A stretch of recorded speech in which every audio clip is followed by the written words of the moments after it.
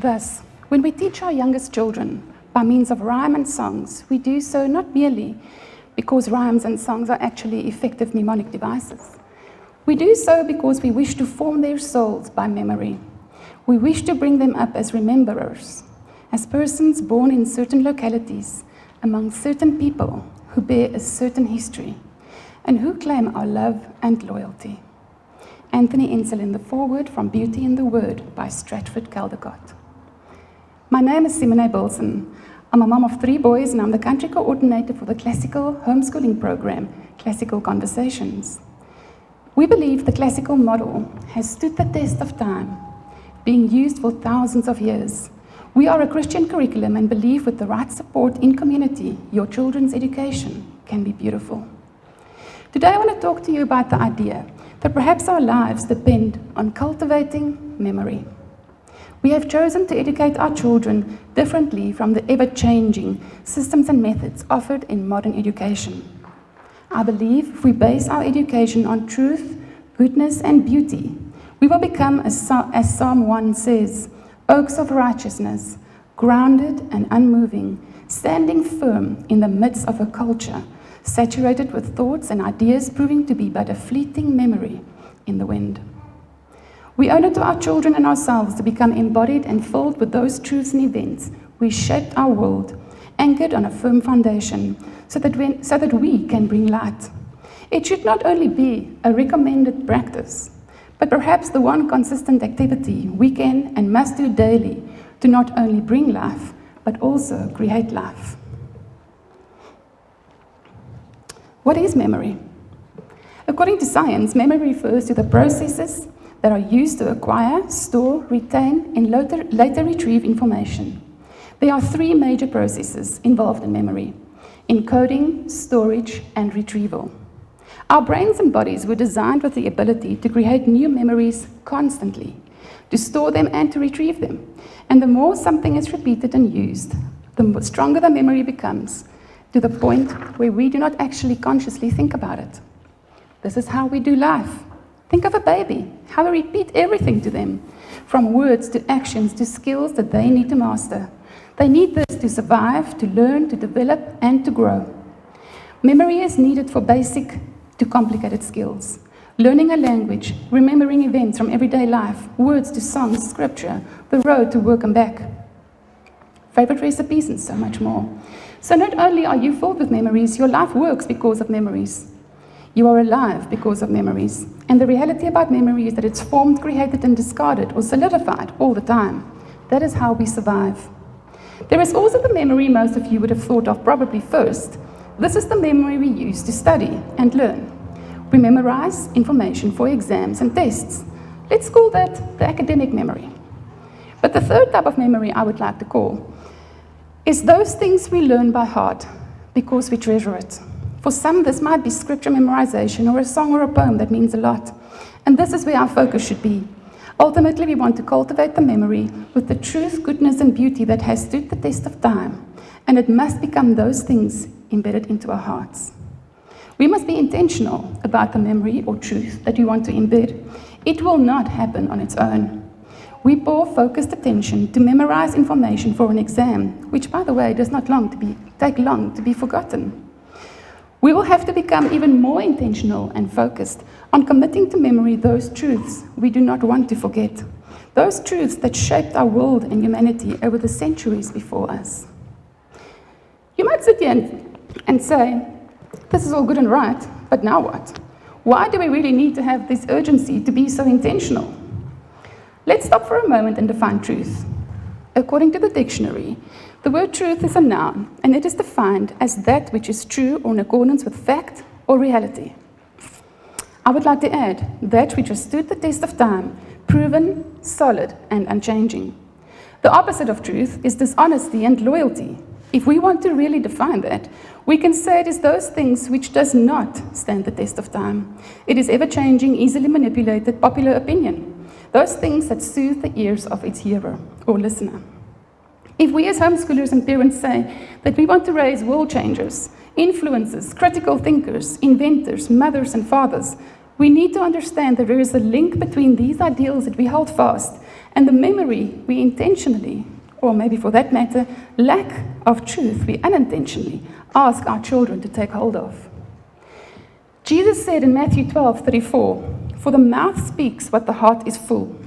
The words we speak are influenced by that which is inside of us. The facts, truths, and memory we have stored in us will inform our words, our thinking. We cannot speak of those things we do not know, or even more so, which we do not have committed to memory. And for our children, what will they say to convince others of needed change when they cannot compare it to the truth of the past? What truth will we allow our children to wrestle with so that they can become convicted of what they will stand for and what not? Which words from books and passages of Scripture will be committed to memory, reminding them of who they are, who made them, and what their purpose is to this world? Ultimately, the pursuit of truth will require self-denial, courage, and perseverance. Are these not the qualities we wish for our children to possess? When we wrestle with truth, it promotes blessing and virtue for all around us. Ultimately, shouldn't the goal of our education for our children be guided by these questions? Lee Bortons, in her book, The Question, wrote, "The goal of education is to teach children to become adults who can handle complex ideas in uncertain situations with confidence. We feel confident when we can competently manage words and ideas. Moreover, those particular skills enable us to assess mankind and the world around us." She then goes on to say, "A mark of being educated is the ability to use lots of words well." The fact that we cannot use words well or in the context that we would want to, the fact is we cannot use words well, or in the context that we would want to, if we are not filled with those words first. Where do we start and how will we go about giving our children an education that meets the goals, such as described above? In its simplest form, it begins with recovering the most basic skill used in education for centuries. We need to recover, first of all, the art of memorization. If we want them to have lots of word rooted in truth to wrestle with, this is where we start. Developing the art of memorization adds to the ease of developing copious vocabulary. Memorization is a lost art that should be fairly easy to recover, since every human, from Shakespearean across to 3-year-olds, memorizes his mother tongue. We have not lost the ability to memorize. Every infant memorizes. We have lost the intentionality of learning the art of memorizing. Technology has greatly contributed to the recent rejection of repetition as a good educational tool. When it comes to the mastering of multiplication tables, identifying geographic locations, or learning the correct spelling of words. After all, you can look it up. In the popular Everyday Math text series used in schools across America, the editors states this prevalent theme in the teacher's manual. The authors of Everyday Math do not believe it is worth the time and effort to develop highly efficient paper and pencil algorithms for all possible whole numbers, fractions, and decimal division problems. They say it is simply counterproductive to invest hours of precious class time on such algorithms. The math payoff is not worth the cost, they say, particularly because quotients can be found quickly and accurately with a calculator. Can you imagine if the World Olympic Council said something equally as silly? Every athlete and musician knows that they must over-practice before new skill becomes easy and natural. And so our modern educational system inculcates weak study habits. Think for a moment how this applies to our culture. Do politicians have the Constitution memorized? Do congregants in church have scripture memorized? Do students have quotes from classical literature memorized? Yet we are disgruntled if our car mechanic has to look up the parts on our car before he repairs it. A possible counter-argument says that we already experience this, as today's cars are so computerized. But how many of you have had problems on computerized parts that the dealer's mechanic just cannot get right? Are we really satisfied with a society that must look everything up? I believe what the educational experts did not consider, and what we do not realize, is that our reliance on technology is not working as an aid. It is, in fact, a crutch, crippling us by removing from the children one of the necessities for true learning. By scrapping memorization, we also allowed education without a foundation. We have disregarded the need to commit almost anything to memory, and in turn reject the skill needed to commit things by heart. And in the process, they are shaping a shallow generation, crippled and limping on technological crutches. You see, while we can look up any piece of information and stay in the know about anything that happens anywhere in the world, we have lost something far more important. Something which up to now, less than 50 years ago, was considered an integral part and much needed part of human existence. Andrew Kern from the Circe Institute says the following: everything that we have to look up is dead to us. That means everything you are asking of Google means nothing to you.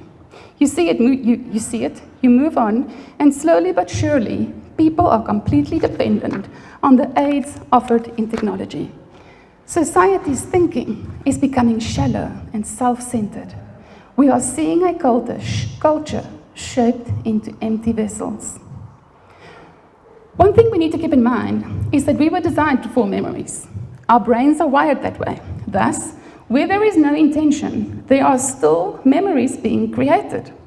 The only difference is, where there is no intention, the memory of society, not focused on these ideals to fill themselves with truth, but by everything else the culture offers, will be, for example, their own thoughts become almost important. They will fill themselves with the latest songs on the radio, played over and over. Movies are watched to fill the time, and these things become the foundation of thoughts and words being spoken.